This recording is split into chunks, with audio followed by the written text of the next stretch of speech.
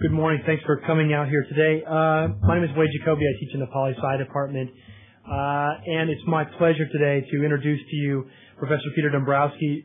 Professor Dombrowski is an associate professor of strategic studies at the Naval War College in Providence, Rhode Island. For several years, he was my neighbor in central Iowa when I taught at Grinnell College, and Peter taught at Iowa State down the road in Ames, Iowa.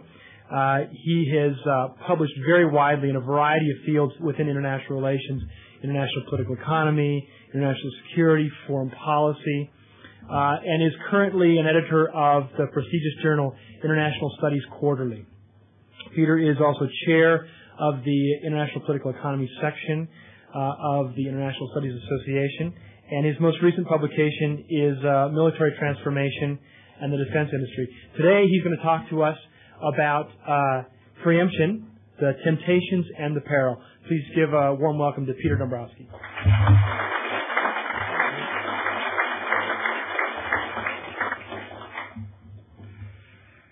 Good afternoon. Thank you for all coming out to hear this talk. Thank you, Wade, for the kind introduction, the Kennedy Center for inviting me. I've given this talk at the War College, and it was controversial there, and I suspect it will be controversial here as well. I'd like to say, I have a full, 35 minutes, 40-minute talk, but if you really feel pressed and you want to raise an issue or interrupt me and yell at me, feel free, because this is definitely a dialogue. This isn't a scholarly talk so much as an argument about U.S. foreign policy, an argument about U.S. grand strategy.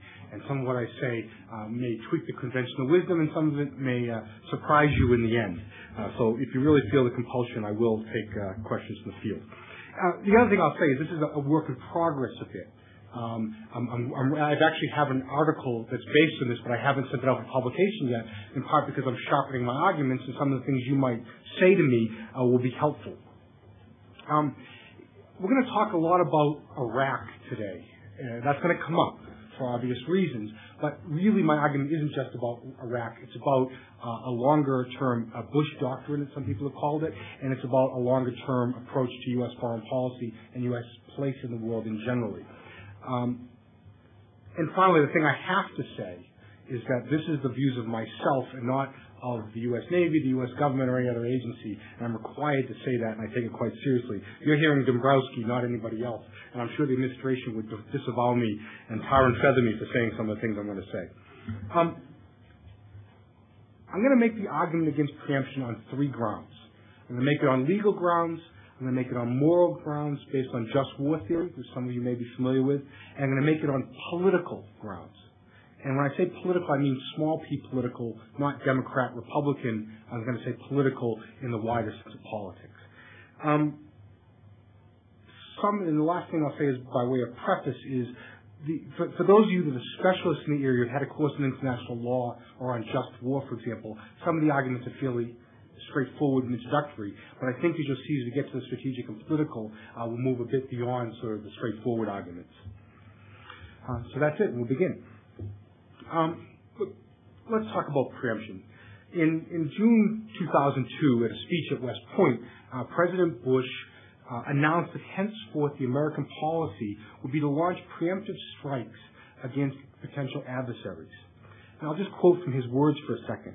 He said, "Our security will require transforming the military you will lead." He's talking to officers. "A military that must be ready to strike at a moment's notice in any dark corner of the world. And our security will require all Americans to be forward-looking and resolute, to be ready for preemptive action when necessary to defend our liberty and to defend our lives." This is the President's words. Now, what countries or groups or individuals is the new Bush doctrine aimed at, this policy of preemption? And judging from the speech initially and obviously the environment, he's really, of course, talking about terrorists. Terrorists, as they say, with global reach, and this means Al-Qaeda oftentimes. In the wake of the September 11 tragedy and earlier attacks by Al-Qaeda, this policy seemed very reasonable to many Americans. Now, this is a danger. It's killed many of our fellow citizens. This is a way of dealing with it. Is before they can hurt us, we need to reach out and strike back. And in some ways, this isn't a classic case of preemption because, unlike much of international law, which deals with relationship between states, Al-Qaeda, of course, is an organization. And it's also an organization that's de facto declared war on us. And people tend to forget sometimes that there was a whole series of strikes that can be traced back to Osama bin Laden and his colleagues. Colleagues is a funny word. I shouldn't use that. I didn't want to use minions. That sounds worse. But in effect, Al-Qaeda had declared war on the United States long before September 11th, and we just didn't recognize it as such. So preemption is kind of a funny thing to use in the context of terrorist states. But the president also was talking not just about terrorist organizations, but against those who would support terrorist strikes. Countries that would give safe harbor to terrorists. Countries that would break proliferation regimes and seek to acquire weapons of mass destruction. So the president wasn't just speaking to the Al-Qaedas of the world, he was also speaking to states that might support and harbor the Al-Qaedas of the world. Now, when the speech was given, a lot of people in this country, but particularly abroad, didn't just see this as being about Al-Qaeda and terrorist states. They saw it as much more targeted. It was also about Iraq. By announcing the policy of preemption, the U.S. would have a basis for launching an invasion of Iraq, either because it supported Al-Qaeda, these people that had done the Twin Towers, or because it constituted a threat to the U.S. or American forces through its acquisition of weapons of mass destruction. So it was the terrorists, it was the states that would support terrorists, and it was Iraq, who we had been to war with once already and had continued to be in a sort of Cold War over the no-fly zones and so forth for the last 10-plus years. And this was the impression, even though the president did not mention Iraq, this was the policy context in which people interpreted it. Yet, if these thoughts can be inferred from the West Point speech and from subsequent emendations and elaborations by other senior Bush administration officials, including Rumsfeld and Cheney and Carney and Rice, the newly announced national security strategy that came out this fall made it much more explicit the rationale for preemption and the implications for U.S. policy. The national security strategy had a section in it, Section 5, and if you're interested in American foreign policy, by the way, as an advertiser for this document, and you really want to see the thinking of the administration, you could do a lot worse than to read this national security strategy in the United States. It's available online. In Section 5, it's entitled, Prevent Our Enemies from Threatening Us, Our Allies, and Our Friends with Weapons of Mass Destruction. Fairly baldly stated. The NSS, the National Security Strategy, says we cannot let our enemies strike first. But it gives a more explicit rationale why. Why? Because deterrence is dead. Our enemies are essentially today undeterrable. We can't scare them into not attacking us. There's terrorist martyrs who are willing to give up their lives to kill Israelis, to kill Americans, to kill Germans, to kill French. They're crazy dictators. Dictators that care less, perhaps, about their own survival than about hurting the Americans. This is the administration case. I'm not saying it's right. This is the case that was made. Moreover, today and this is their language, today our enemies see weapons of mass destruction as weapons of choice. The threat from our enemies is imminent. Greater the threat, the greater the risk of inaction. And the more compelling the case for taking anticipatory action to defend ourselves, even if uncertainty remains as to the time and the place of the enemy attacks. This is the national security strategy. Now, there was also two caveats that almost nobody ever remarks upon when they talk about this document. And the two caveats that were given to this policy were, A, the United States should not use the policy of prevention against all emerging threats in all cases. It doesn't say which ones matter, but it just says we shouldn't use it all the time. That's kind of a curious thing, and I'll talk about that later. It also says that others should not use preemption as a pretext for using force. That's kind of even more interesting. We can do this. We should do this. But you, the Chinese, or you, the Russians, or you, the Israelis, or you, blah, blah, blah, shouldn't do so. And I'll come back to this point as well. Now, last thing before I go on to the arguments against this policy is to note that even though I've made it, can you hear me if I move away from the microphone? Okay, sorry. I'm more used to moving around. I should note that the policy of preemption isn't all that new. This is probably the boldest statement, the West Point speech in the national security strategy. But you can actually trace its antecedents back to the administration of the first President Bush, and you can actually look at the Clinton administration policies on counterproliferation of nuclear weapons, for example, and of anti-terrorism, and you can see that preemption has been creeping into American policy for some kind.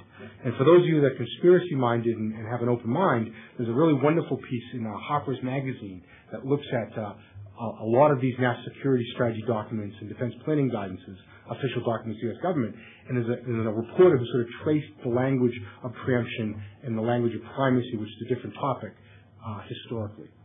Enough said on that. Now, in sum, preemption, for good or bad, new or old, is now part of the official security strategy of the United States. And this, I will argue during the remainder of my talk, is a mistake. It will be even more of a mistake if the United States acts on the so-called Bush Doctrine in the case of Iraq and or continues to pursue such a policy in the coming years, whether during a second Bush administration or in subsequent administrations. Two things. Saddam Hussein is a bad guy. And what Iraq has done to its own people and to other countries is obviously, it's not a crime against humanity, certainly a horrific thing. So this is not about defending Iraq from the wrath of the American administration. And this is not the reasoning of a woolly-headed liberal. I just want you to know that this isn't. I work at a naval war college.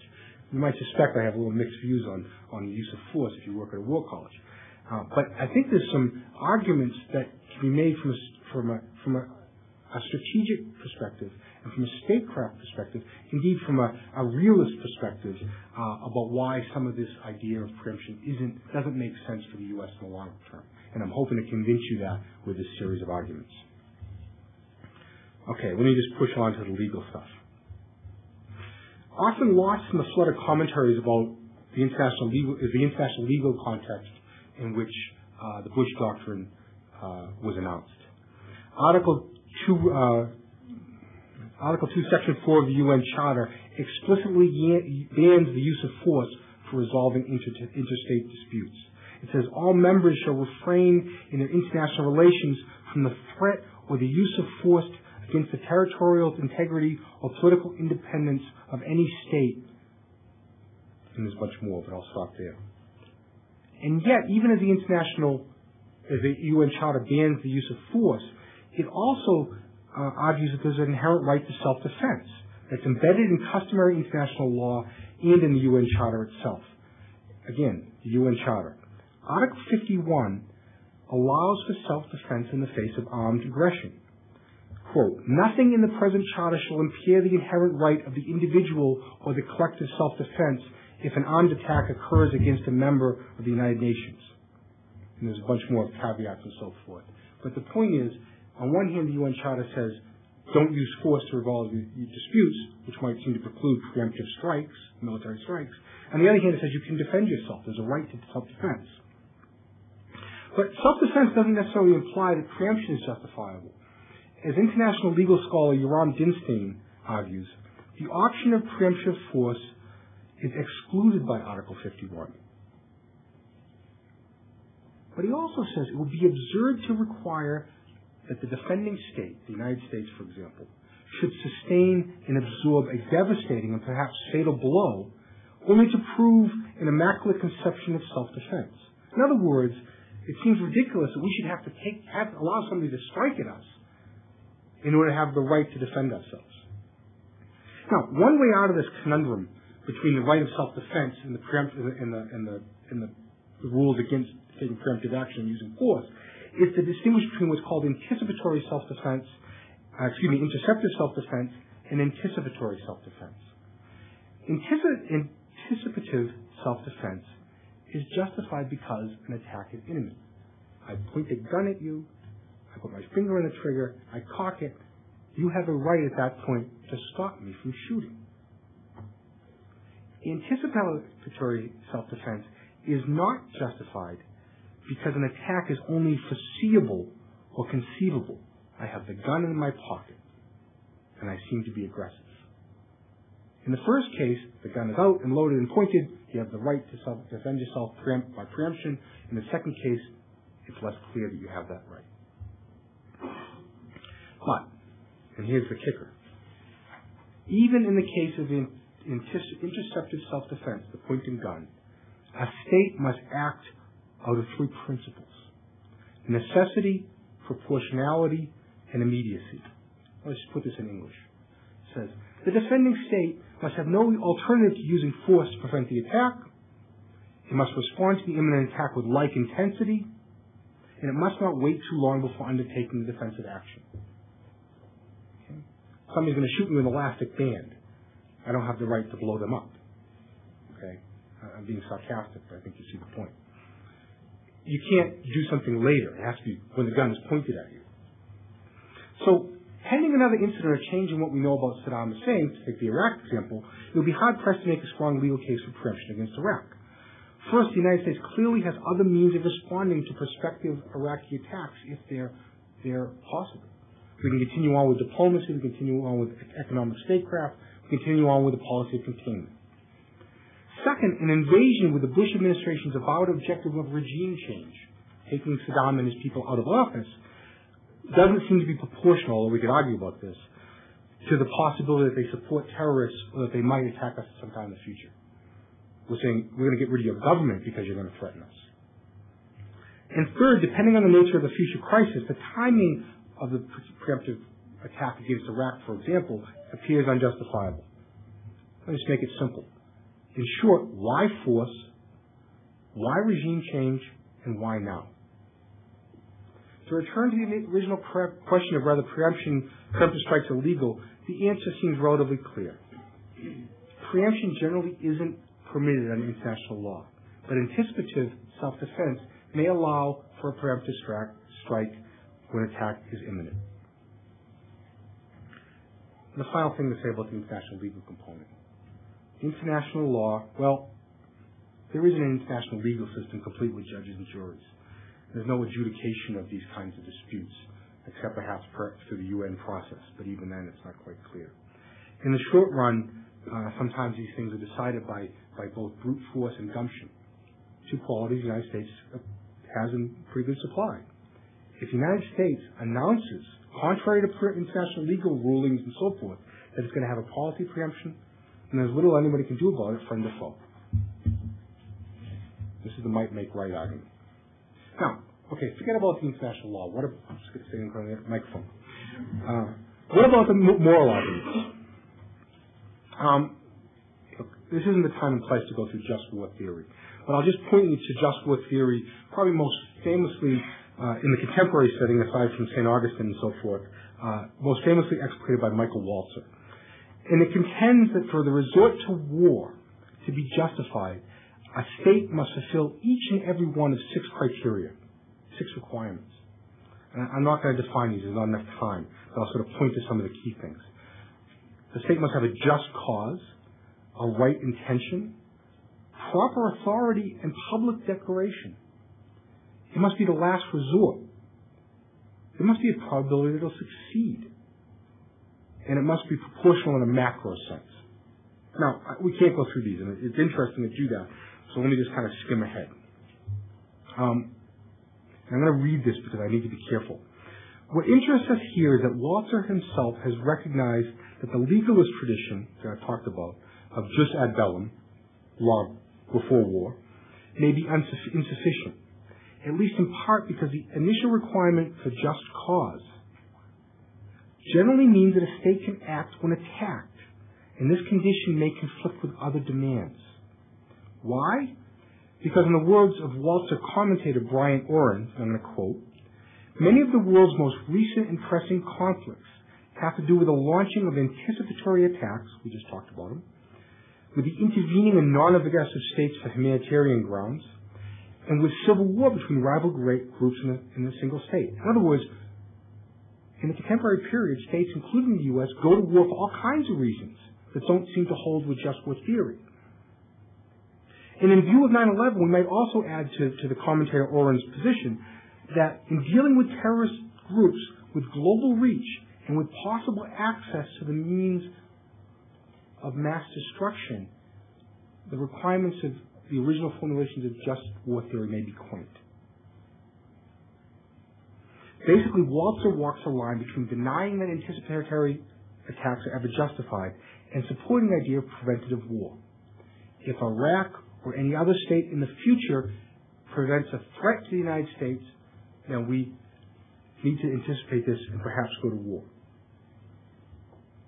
Now, in the just war tradition, in the Walser formulations, three components of a sufficient threat to justify preemption or preventive war are this, and then we'll move on to the political. The bad guys, the potential bad guys, must have a manifest intent to injure. They must have a degree of active preparation that makes this intent a positive danger. And they must be in a situation which waiting or doing anything other than fighting greatly magnifies the risk of being attacked. Now, what does this mean? I will use the Iraq case. I'd like to talk about other things in Iraq, but let me just use it because it's easy in this case. Well, we know that the regime, Saddam's regime, has attacked American and British pilots over time since the end of the first Gulf War. There's an intent to injure. There's certainly some kind of a state of conflict between the two countries. Okay. A degree of active preparation that makes intent a positive danger. Now, this is where a lot of the current debate is over.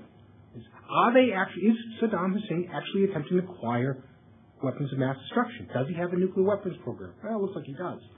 Is it active? Is it going to be successful? And so on and so forth for bio and chem. Is he supporting Al-Qaeda? Well, this is really controversial. I don't know if anybody saw one of the reports. There's reports about meetings in Prague between Al-Qaeda operatives and Iraqi intelligence officials prior to 9/11. There's been talk that some Al-Qaeda terrorists have been harbored in Iraq. Well, this looks like active preparation, support for the bad guys. Now, is it the case that waiting and doing anything other than fighting magnifies the risks? Well, if you believe that this regime is preparing weapons of mass destruction and it has an intent to injure Americans, and it has the means to do so, and we can't contain it, then it looks like there's this case that if we don't do anything, we're magnifying our risk. But the bar is set a bit higher by the general rationale that the state must use military force in the face of threats of war, whenever the failure to do so would seriously risk the territorial integrity and political independence.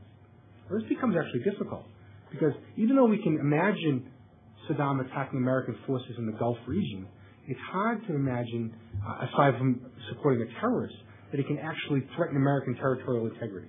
This becomes a little bit more difficult. Now, if you have a good imagination, there was news reports in the last several months about unmanned aerial vehicles being prepared in Iraq to fly from Iraqi territory across the Atlantic and across a lot of other places as well to attack the United States. I mean, this stuff is fantasy land. But that's certainly the kind of thing we're talking about, is that they can actually strike, as in the World Towers situation, against the American homeland. Now, I'm not going to tell you what to think about just war theory or even the international legal stuff. You can judge with yourself whether Iraq situation makes the bar, whether it actually meets the sort of rather strict standards of this theory. But I want to turn now, because I'm running out of time, to the political questions, the strategic issues that may be a bit less familiar. And this is really not about Iraq. It's about using the idea of preemption, the doctrine of preemption in the future. And this is where it becomes even more problematic from my perspective. Aside from the legal and moral issues, there are three difficulties that seem particularly dangerous for U.S. policymakers and U.S. policy in the long run. I can think of a lot more, but I'm just going to give you three that have an interesting twist to them. The first difficulty is the possibility that the United States will strike only to discover that the target, whether an individual, an organization, or a state, wasn't actually preparing to attack the United States. I'll talk more about this in a second. The second is the probability that collateral damage to innocents will result from the preemptive attack. And the third possibility is that other states will emulate the United States. Other states will see that President Bush has announced this is the right strategy for the United States and decide it's the right strategy for them to take. And these things, I think, represent a different kinds of dangers for American foreign policy and grand strategy in the coming years. The first difficulty I'm going to call false positive. Of all the potential problems with declaratory policy of preemption, one of the most glaring is highlighted by a simple question. What if the United States is wrong when it strikes preemptively? What if the group, the person, the nation state is actually not planning to attack our country? What do? We say sorry after the fact? The margin for error here is quite slim. Consider the attack, some people don't remember this, on the Al-Shifa pharmaceutical plant in Khartoum, Sudan. For those who don't remember, during the Clinton administration, there was an attack on some American embassies in several places in Africa, Kenya and Tanzania, to be particular. And in response to those attacks, President Clinton ordered cruise missile strikes on a supposed chemical weapons factory in Sudan and on some sites in Afghanistan. And it turns out there's a lot of independent evidence to suggest that the place in Khartoum wasn't what it was claimed to be. And the intelligence people got it wrong. It wasn't a weapons factory. It was actually what it was advertised to be, a pharmaceutical plant. So we used force against essentially innocent people. Now, fortunately, it didn't kill, it would destroy the building at night. Okay? But you can imagine a case where we might be wrong and it has devastating consequences. There's more to say about this, but I need to move along. Some of you might be saying to me, but the U.S. intelligence community is so wonderful. We spend an awful lot of money on the intelligence agencies. Lots and lots and lots of money. Well, maybe we're so good that we won't make mistakes in the future. Now, while there's no doubt that U.S. intelligence capabilities are, in a strictly technical sense, unparalleled in world history, serious doubts exist about the ability, for example, of the intelligence community to analyze the information it gathers. Think about the current debates over the Kissinger Commission. What happened? Why didn't we know that Al-Qaeda was going to fly 3 planes into the Pentagon and the World Trade Centers? We had lots of warnings, we had lots of signs, we had all kinds of data and information, but we couldn't put it together, we couldn't interpret it correctly. That's a problem. We don't have human intelligence in sufficient quantities. We are very good at setting up satellites and monitoring communications and so on and so forth. We're not so good at infiltrating an American or an American ally or a sympathizer or an informant into the ranks of Al-Qaeda. We're just simply not very good at this, and we haven't been for a long time. So in short, those of you who would say, well, we'll know in the future if somebody's going to attack us, and we'll be able to do the right thing. I think you ought to think about that. And in any case, if you go back to the international law and moral arguments I made earlier, part of the deal is this is about convincing others. And one of the things we're really bad at is sharing intelligence information.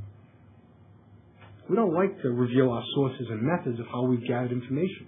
So even if we did attack somebody and we're wrong, or attack them when they're right, it's unclear we can convince the rest of the world about the rightness of our actions. And as you'll see, that's a problem. And there's one more problem, and this is even more troubling. Unfortunately, there are a lot of historical cases where the United States has been less than truthful about attacks on our forces and people. And I don't want to get into this debate. Some of you may afterwards or whatever, or beat me up later. You may remember the Gulf of Tonkin resolution at the beginning of escalation in Vietnam.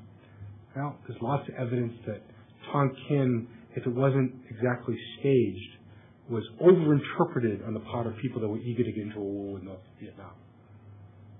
Now, we can all talk about whether the rightness and wrongness and the mistakes about that. But the point is, for the rest of the world and our credibility, this sort of thing presents a problem.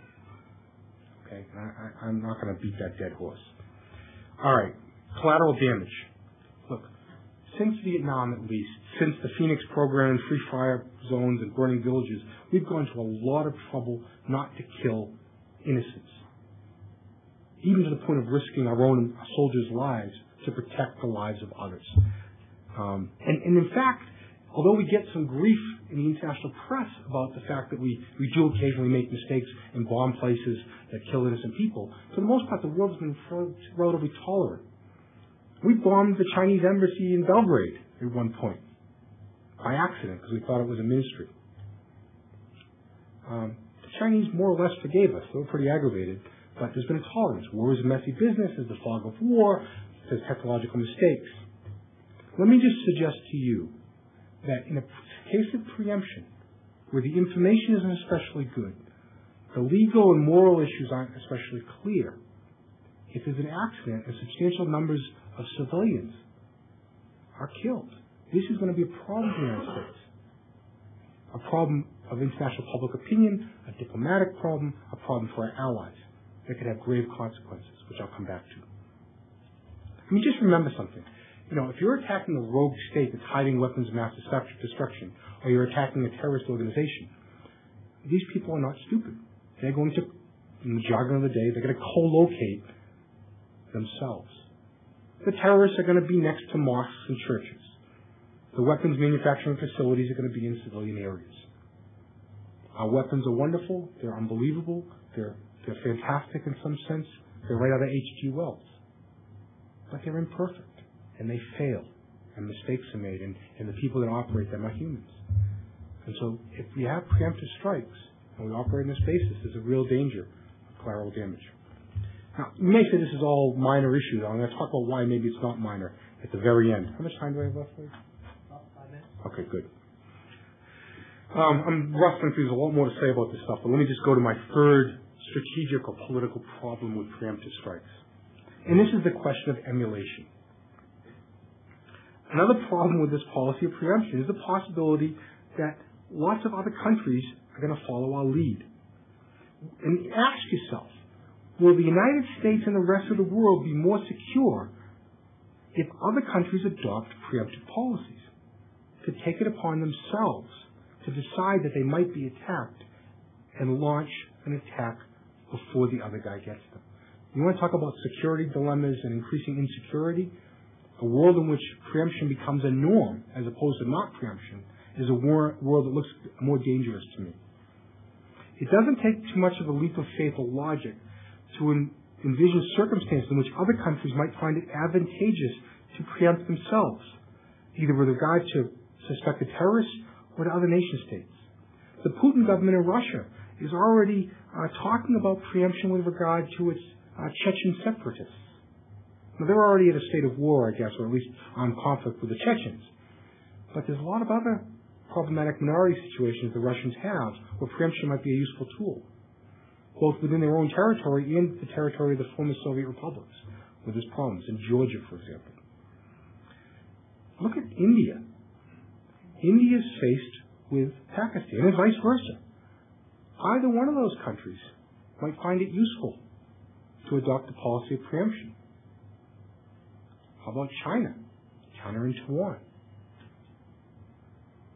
And indeed, it doesn't seem beyond the realm of possibility that at some other point, another country might preemptively strike U.S. forces on the suspicion that they were about to be attacked. Now, this sounds silly. Why would we attack anybody else? Well, the fact of the matter is, American forces are deployed across the globe. In virtually any hotspot of conflict, you can find Americans either actively engaged or at least spying and listening in. And we have intervened on occasion. More than on occasion. Might it be a case where at some point a country or a terrorist group sees American forces in the area and says, before they get us, we're going to get them, and probably try to stop them? Okay. And I'm not saying this is right. I'm not saying it's reasonable. I'm not saying it's rational and even some kind of easy criteria. But in the heat of war, in the fog of battle, these kind of possibilities are out there. And so the preemption could be turned upon ourselves.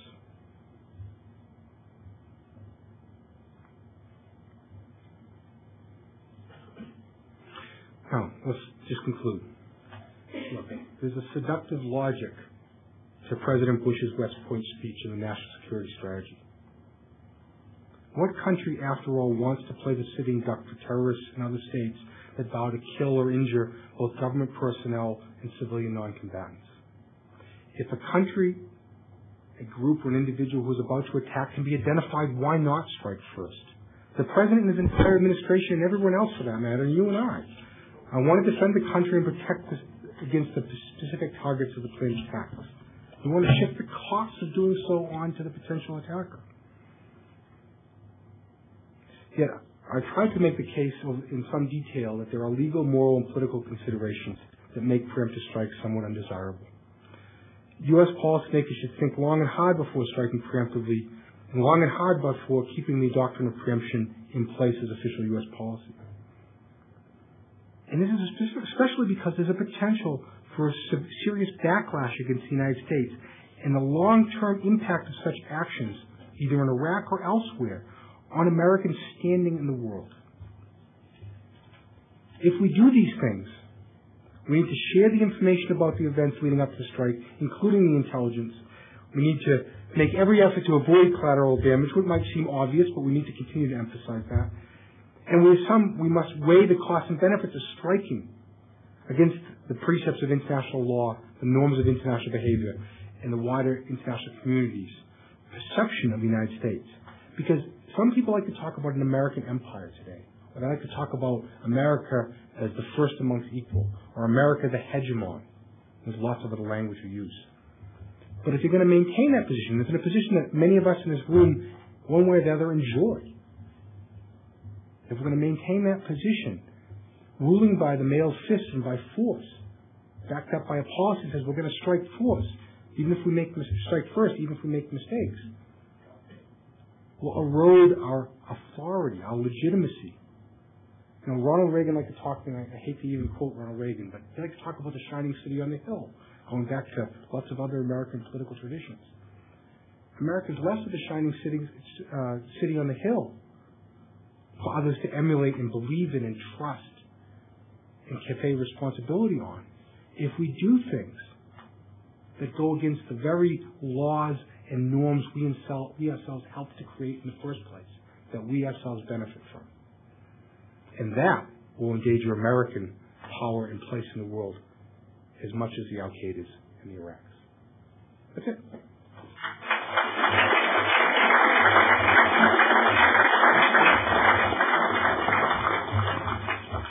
We've got quite a bit of time for questions. I'm just going to let you take your own. Sure. Way in the back. Hi, Peter. Hi. My name's Valerie Hudson. Hi, Valerie. I read your talk. It's a very interesting talk. I read the legal issues as being, well, it's in the mind of the beholder. Moral issues, perhaps the same. I really like that third part of your talk. Very good. Let me suggest, though, as you sharpen your arguments for this paper, and I'd like a copy of it for my national security students, Of course. is that there's another moral argument to be made, in addition to just war theory. You look like you may be as old as I am. I'm feeling very old at the moment. You remember the 80s. You may remember the 80s. And you may remember that the Catholic bishops came out and said, fill in the blank. Do you remember? It was against nuclear deterrence and nuclear war. Right. Deterrence is immoral. Yes. Because the threatening of a morally obscene act cannot itself be moral. Interestingly and ironically, the Catholic bishops have come out against preemption, as I'm sure you know. But let me suggest to you something that may help your paper, or maybe not, I don't know, you have to judge, is that American society has finally caught up with the Catholic bishop statements of the 80s. And that is to say that Americans are no longer willing to nuke Baghdad, say. We are simply not willing to see that on CNN as something that we have done. A few weeks ago, I actually asked a class of 250 students. I said, let's suppose that Iraq did launch some kind of chem or bio attack here in the United States, killed hundreds of thousands of Americans. How many of you would nuke Baghdad? Because, of course, we have disavowed the use of chemical and biological warfare. Out of 250 students, Pete, only 2 raised their hands. Seems to me American society is now in a post-deterrence morality. We've caught up with the Catholic bishops of the 80s. I'm not sure we're maybe another 20 years before we catch up with the Catholic bishops' statements of today. But there is that moral issue there that I think must be wrestled with in your fine paper. I'm going to take this one because it's an important one and it has a lot of nuance and so many angles to go at. Thank you for the question. It's a good one. Where to begin? First of all, the immediate thing, if your students ask this question, I'll give you my anecdote to reply to your anecdote, which is I've sat in far too many war games and simulations where, indeed, that question comes up very explicitly. And I'll just tell you, and I don't know about the youth of this country. I'm not teaching them these days. I'm actually doing something different. But I will tell you that amongst the policy types, there's almost a universal. The president will be forced to do this. Will do so expeditiously. Nuke Baghdad, if that came up. Okay. Now that's not a good answer to your question. That's just an anecdote in response to an anecdote, and it's all just who knows. Okay. Let's talk the more interesting question from my perspective. There's actually several. Is the question of deterrence, and this is where the devil's in the detail. A lot of what the national security strategy argued was that there are some enemies that are undeterrable. Martyrs. Okay, Palestinian suicide bombers going to bazaars in Israel. Okay, they're going to kill themselves, or the pilots of the planes attacking the World Trade Center. How do you deter someone who's willing to give the ultimate sacrifice? And I think that's a very tough question. I'm not so sure about that. But I think with the case of a head of state, or somebody that rules and controls territory, that it's really unproven that deterrence no longer works. Because the interesting thing isn't whether we would actually carry through the attack on Baghdad, just for example. The interesting thing is whether somebody might believe we would, and therefore be stopped from undertaking the things we don't want them to do. And I think if you read Iraqi history, it's actually pretty clear that Saddam Hussein is a rational actor. He wants to stay in power, and he wants to stay alive. And I think if you go back to the very moments when Saddam, and I'm not an Iraqi expert, by the way, but I've been tutored in this and yelled at about it for a long time. And the general perception of some of my Iraqi specialist friends is that, indeed, if you look at Saddam's actual behavior, when he's met with sufficient force and resolution, he in fact backed down and opts to stay in power rather than provoke the devastating counter-reaction like if he used weapons of mass destruction against somebody else who possessed them. It's one thing to use weapons of mass destruction against Kurds. It's a horrible crime against humanity, but the Kurds can't respond in kind. The anecdote is, and I don't know, I can't give you the origins of it, but certainly it's understood that in the first Gulf War, the first Bush administration made it clear to Iraq what the consequences would be if they used their WMD. Now, the moral things. I could go all day on this, and I want to come back, and I'd love to talk to you about it, Valerie. Let's take some more questions, and it's not a pass. It's just there's so much else to be said. Somebody else? Anybody else?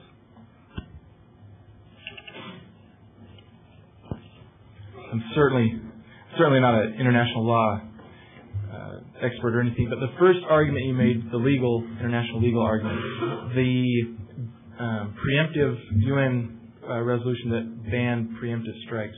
What were the reasons again? I just remember why couldn't somebody make a preemptive strike according to that UN resolution? One of them was national independence. Another one. The tension. Let me just restate the tension. The tension is the charter bans the use of force to resolve interstate disputes, and then secondly, it does allow for self-defense. And the question is whether the question becomes whether the self-defense can be anticipatory or interceptive. Before the self-defense argument, though, you mentioned one resolution, and it banned a couple of, right before you mentioned self-defense. So the UN resolution right before 51. Okay, yeah. Article 51 allows for self-defense. Right before that. I'm sorry. Okay, Article 2, Section 4 says, all members shall refrain in their international relations from the threat of or use of force against the territorial integrity or political independence of any state, or in any other manner inconsistent with the purpose of the United Nations. So my question would be, which of those is the Bush administration going against? They're not trying to attack the independence necessarily of a people. They're not. We wouldn't go in and take over and make them citizens of the United States or anything like that. What in the Iraq case? No, you're wrong. I mean, in the Iraq case, the announced policy is actually regime change. They sort of backed away. But how is that independence? I mean, they don't have independence right now. How are we attacking their independence? Well, that's a good question because it gets into what sovereignty is and what. That's actually a very sophisticated question. I'm not sure I can give you a straight answer. But basically, they have a regime, a government in place. Whether it's legitimate in our eyes or not, whether it's a good regime or a bad regime, tends not to be an issue in terms of sovereignty and territorial integrity. It's that they are in power in this particular territory.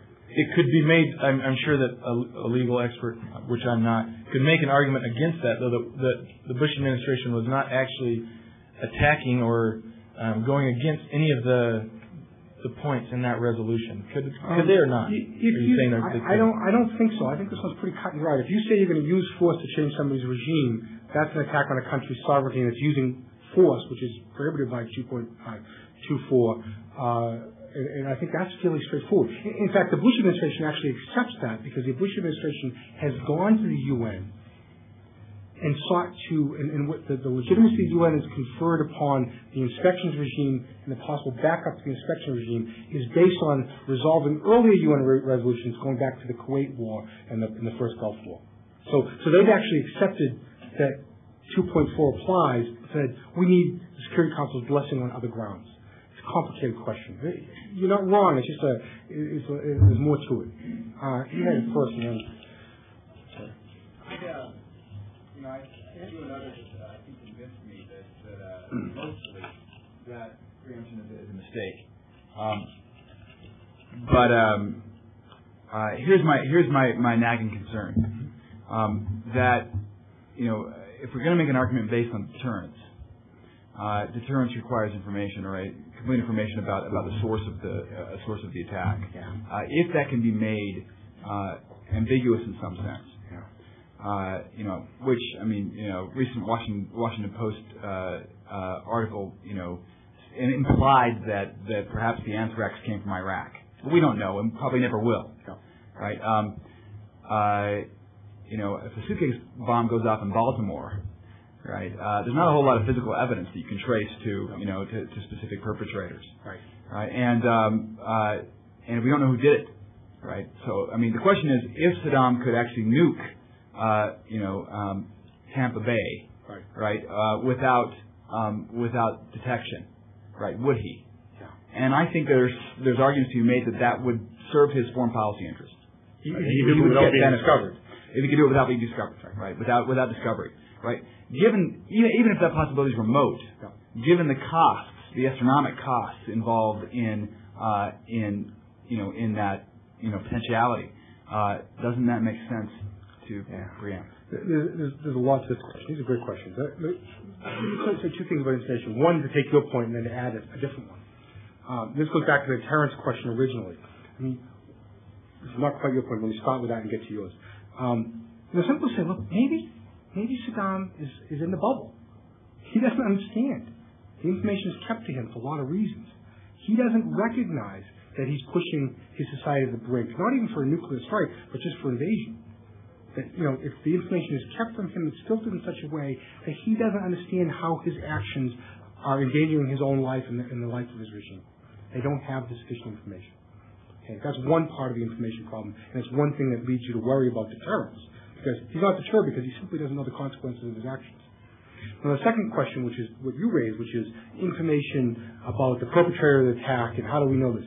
Now, I'm going to give you a sleight of hand in this or a shuffle, which is, that's the way to madness in some level. Because, we know there's lots of nuclear weapons in the world. Many of them held by regimes that, if not our enemies, are certainly potential adversaries or certainly have values and so forth that are quite different from us. And if we believe that the possibility exists for anybody to sell, give away, surreptitiously plant one of these weapons, there's two things you need to do when you think about that. Number one, what do they really gain by doing that? Is it just somebody's crazy and just wants to kill people? The international equivalent of a sociopath, psychopath? But even more so is that doesn't leave you any stopping place. Once we do Iraq, who's next? Well, then think about Pakistan, because that same possibility exists. We've got to think about some of the parts of the former Soviet Union, where nuclear weapons aren't very well guarded, where there's a lot of crazy people around, where people can buy the things. In other words, where do you stop? I mean, if you believe you can't trace back the perpetrator, and you believe that the weapons themselves are so dangerous that they represent a threat, then we've set ourselves a big foreign policy, a big grand strategy for the next several lifetimes. Because it's not just Saddam. It's the Pakistans of the world. It's the North Koreas. It's people that could potentially have the technical skills to build these things, dirty bombs and so on and so forth. And so I know I worry about the question of whether we ought to know who did what. But I think we need to have that criteria and need to think about it in that way, in part because to do the opposite really does put us in the Hobbesian world. Okay. It's not a good answer, but that's what I got. In the back? I'm not entirely satisfied with the legal analysis because it's based exclusively on self-defense as the justification, the legal justification. Yep. And as I look back on most of the interventions that have occurred, either through UN or not through the UN, that have been recognized as legal or accepted as probably legal, they've been on grounds of restoring democracy, humanitarian intervention, and I'm not saying this exactly fits into the category, but it's close enough, and there's a potential to create a new category, and that would provide a strong legal basis other than the convoluted, which I agree with you, self-defense arguments that you're raising. So is the self-defense structure of your argument a straw man? That's a great question. And I'm going to give you a bad answer, which is, to quote somebody else who I remember half perfectly, I saw Jean Beth Elstein, who's another just war theorist, among other things. And Jean Beth Elstein gave a talk at Brown a couple months ago on this point. And she makes a case for doing Iraq. Why? Because she puts it in the growing tradition of humanitarian intervention about the rights of people, and that the Iraqi people have been badly used by the regime of Saddam Hussein. And we have a moral obligation, not just the United States, but the rest of the international community, to intervene, just like we had a moral obligation, whether it's the Rwandas or the Cambodias or the yabba-yabba, the Balkans of the world. And that's kind of the tradition we're talking about. There's a lot of the armed interventions that have taken place in the last several decades, particularly on the multilateral forum, have taken place on that kind of justification. And so I don't think anybody in the administration has really made that case, although sometimes now they're leaning in that way. But I think the case can be made. That, again, is like the answer I gave here. That's a really dangerous one, too. Because, again, it's where do you stop and what's next? Because there's lots of regimes that could be said to require intervention to protect the people from the regime, or because they're doing really horrible things we don't like. But I take the point. I mean, it's another way of justifying. Over here on the left, and then... You know what? Hold you. You're not a student. Thanks. I had a question on the moral issues, and the last criterion you gave was that of territorial integrity, and how it would be a far-fetched cry to imagine Iraq attacking the territorial integrity of the United States. But I'm reminded of during the Cold War when we had a nuclear umbrella over Europe, and almost seeing that. I mean, it's not a perfect example, but where we extended the nuclear umbrella over Europe to dissuade them from developing their own nuclear weapons, but where we were taking their territory as our own and protecting it as our own. Now, does this apply in this case to Iraq, where we have allies in that area? Can we make that argument where we're protecting their territory as our own, and that's the case with territorial integrity? This is sort of a form of extended deterrence. Right. And extended deterrence, we deter others from attacking our friends and allies as well. And we have friends and allies surrounding Iraq, and we're doing this to take care of them. And yeah, that is an interesting argument. And a couple of things I'll say to that. And I've made this argument, and it's half facetious, but it's half serious. Okay? And it's horrible, and it's nasty. But here it is. If I'm a United States policymaker and I actually had power, and I want to be hard-headed about it, I say, if you guys really believe that Saddam's that much of a problem, take care of it. Does anybody remember the Asira bombing? Israel once before intervened against Iraq and bombed a nuclear reactor because they were really worried that Iraq was going to get nuclear weapons. If I want to be Machiavellian about it, in a very facile sense of Machiavelli, I would say, if everybody in that region is really worried, they're going to take care of it themselves. Now, That's not a good answer, okay, and it's horrible. But part of the problem with making that argument is that a lot of the people don't necessarily want to be party to what we're going to do potentially to Saddam. And that gives you pause. The people that supposedly should be most threatened. Saddam can attack the United States with missiles right now, and probably not in our lifetimes if we maintain any kind of containment on it. It's very hard to do that. So what we're really talking about is he can attack people in the region. And if they don't want us to do this, why not? Because it would seem that they would want us to protect themselves. And that gives us pause about whether we should extend deterrence to them.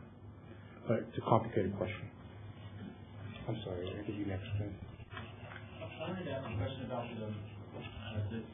it seems to me if I gauge the nuance right, you're concerned about preemption as an announced strategy. Yeah. You aren't necessarily criticizing preemption in specific cases. Yeah. If that's right, I want to ask you the harder follow-up question, which is, when might it be a useful policy? Are there conditions? Are there things to think about? Yeah. You've got right to the heart of the problem.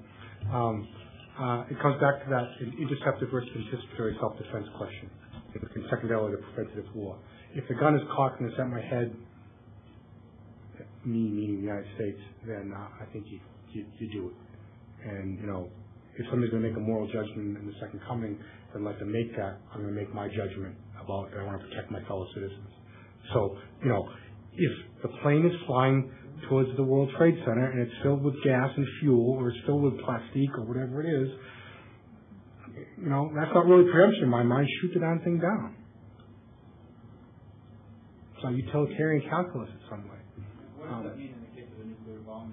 When is it called? Yeah, well, this is well, I can give you some very fascinating facts, and one of which is involving exactly the question we've just been talking about, is that they don't have a delivery system to get their WMD to the United States, except for using a third party or through some kind of really torturous, complicated mechanism like, terrorist squads or something like that sent out by Iraq. And this is why, in some ways, North Korea is a real problem for the administration, because North Korea is much farther along the way to having a delivery system that can really, if not reach the United States, certainly hurt some key American allies like Japan. And potentially, if they continued on the trajectory of missile development, they could reach the United States. That's, so delivery system questions actually matter when it comes to the nuclear question. And it matters also for WMD. That's a complicated topic, but it also matters in that area as well. Did you have something? I'm an anthropologist, and I'm looking at this in some cultural ways, and I'm fascinated with what you have to say. But we seem to be at this breakdown point where the bipolar thing has fallen apart, the two big feudal systems. And we're in a new structure of information, of people flow. We are struggling to achieve a world community and a world culture in the same way that in the Wild West you tried to put a police force in charge of anything within 2 days' ride, so to speak. But now everything is in 2 days' ride. The world as a community needs some kind of legal, moral, and police system to deal with its problems. And we're probably going to be a couple of 100 years getting there, because that is at least the amount of time that there was the savage warfare after the breakdown of the first feudal system. Yeah. But yet the weapons are so different than just bullets and sharp steel. I'm going to verge on a political answer here. And a lot of the Bush people the Bush people during the Clinton presidency made the argument that the United States cannot be the world's policeman. You're right. That there's this breakdown of the old system, the reordering of the system hasn't quite been accomplished. And who should sort of be the policeman? Well, it should be the United States. Well, it has lots of problems. Now, if you listen to what the administration is saying, there's a more willingness to take on this role of policeman, in part because they've killed some things that are nearly and dear to us. But the question is how that should be done, whether it should be unilaterally or multilaterally, and which would be more effective in the long run. So if a policeman is necessary, is it a NATO-U.S.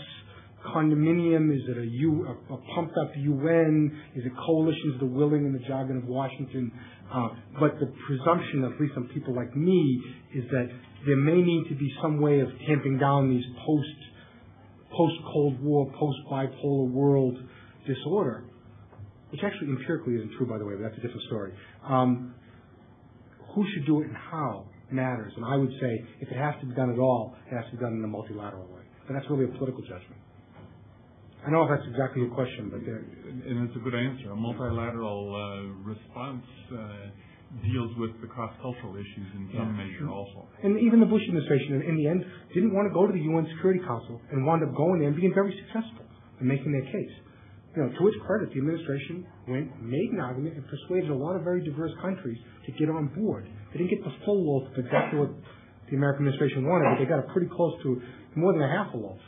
And they did it by convincing and jawboning and bargaining and all the sort of stuff in politics at the international level.